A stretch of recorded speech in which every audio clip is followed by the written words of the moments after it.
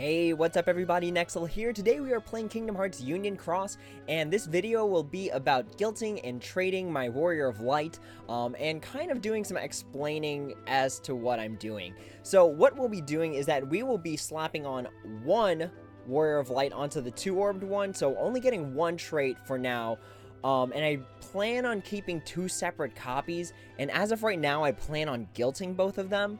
The main reason, and I know that sounds like super dumb, like why would I want to use at this point, you know, that's 3 plus 6, 9 Mickey and Brooms just to have two separate copies of Warrior of Light.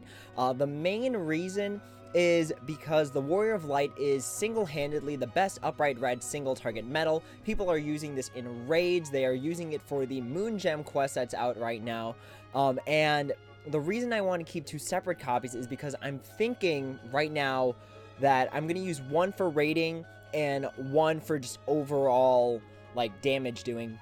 So one of them I plan on throwing a Lux Max skill on, and the other one I plan on throwing AB5 SP1, just because I feel like that's where I'm really conflicted, because if I roll both for traits, then I could easily end up with, like, 2 resists, and that would be awful. And I know some people would make the argument that I could end up with ground and aerial, and that would be awesome. That would be super sweet. But when it comes to this game, and the fact that the Warrior of Light isn't reproducible, it's kind of like a big gamble that I don't want to take.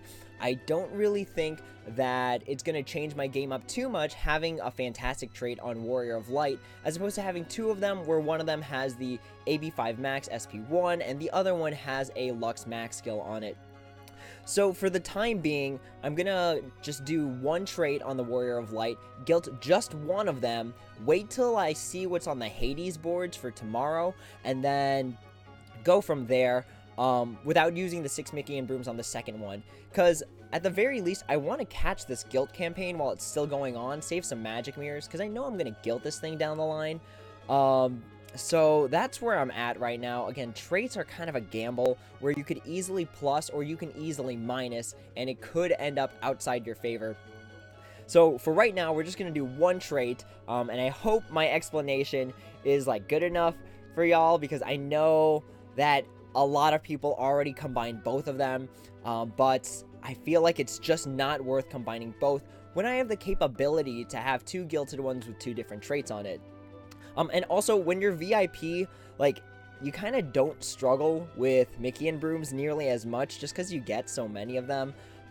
So I don't mean that to be boastful, like, it's just true, because every month you get 7 Mickey and Brooms from the VIP quest, you get them from every Union Cross, some missions drop them, I'm sorry, not missions, but like the extra missions that we get sometimes. So as you can see, I'm kind of sitting at 130 Brooms right now. So that's another reason why this is kind of a plausible idea. If you don't have too many Mickey and Brooms, guilting the Warrior of Light, regardless of how many times you have to slap the trait orbs on them, is worth it. Because that medal is just, it's honestly going to be the reason that there are going to be distinctions between the top 1,000 players in Coliseum this month. At least that's what I think, especially since one of the Coliseum missions is just straight up single target green enemies. So I feel like the Warrior of Light is going to be really what determines who's going to be in the top for Coliseum this month and even next month, and maybe even the month after that, just because it's so powerful. It's so incredibly strong. So I've delayed this long enough. You guys came here to see a guilt and a trait. Let's go ahead and get working on that. And if the trait's good, awesome. That would be super sweet. So what I'd like for this is damage in raids, ground, aerial, or extra attack. Any of those 4 would be great. Anything else would be kind of subpar. So I'm hoping we can at least get the one good trait. So here we go. I'm like, my heart's like pounding right now because I just want this to be good. I'm like kind of freaking out, like, oh my gosh, like what if it's bad? But you know, we're gonna put all our hopes into the idea that it is gonna be good. So we will go ahead and already Mickey and Broom this thing. This thing is easily worth the Mickey and Brooms for, you know, what it's pumping out for you. All right, here we go, guys. Get ready. We are going to roll for one trait on our Record Keeper Warrior of Light. We are going to cross our fingers, close our eyes really, really tightly, and hope we get the raid, the ground, or the aerial. So I see the light going off. Come on, give us a good trait. Give us a good trait. Give us a good trait. Can I look? Is it good? Oh, it's the guilt first. It's a guilt first. We hit the bare minimum of 160, so hopefully we've got some good luck for the trait roll. Let me go ahead and screen cap that real quick. So we literally hit the bare minimum. So I hope that means our luck is going to reverse around right now, and we're going to get a good trait. So here we go.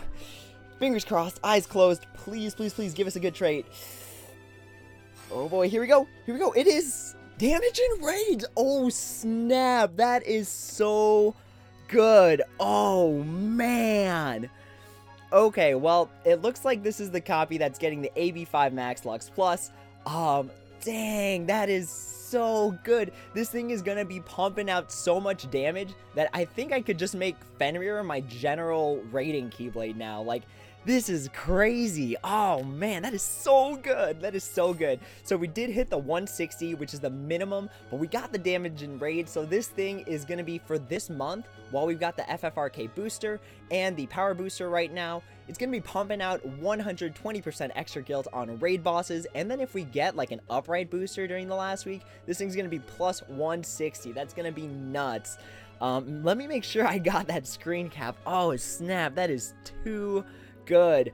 Okay, so now we boost this thing up with 40 magic mirrors. Totally worth it, because we hit literally the bare minimum. So when you think about it, if we hit the bare minimum outside of the guild campaign, that would have cost us 80 magic mirrors. 80 magic. That's literally almost a whole stack of magic mirrors. Oh man, guys, we got it. We got the damage and rage. This thing is gonna be a monster in a raid. Oh my goodness. Oh dude, that's one of the that is one of the 4 best traits you could have on this medal. Oh my gosh, with the other 3 being again like ground, aerial, and extra attack.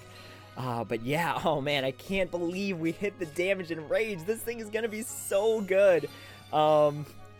I kind of wish I was like in an active raiding party, like one that does super intensive raiding, but you know, I'll deal. Like, that trait is awesome. It's not gonna help in Coliseum much, but the Metal Gilted alone is gonna just carry me through Coliseum. Like, today I just kind of did some collie grinding, and it got me far. Like, it got me super far. So I gotta share this bad boy with my party members because... Oh, did I mess that up? Oh, jeez. I think in my excitement, I, like, messed that up. I think it's that, and then 2 of these.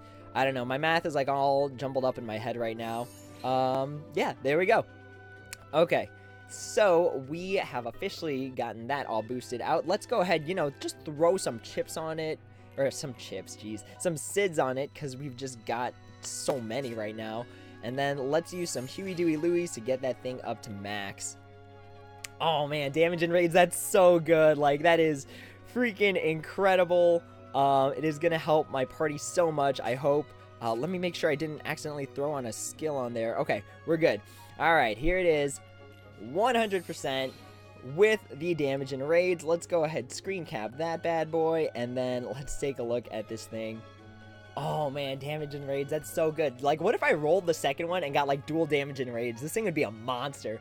But again, we're gonna play it safe for now and go with our gut. I feel like, again, that is the right path until we can get something that's either sort of comparable to this, or if not, something better.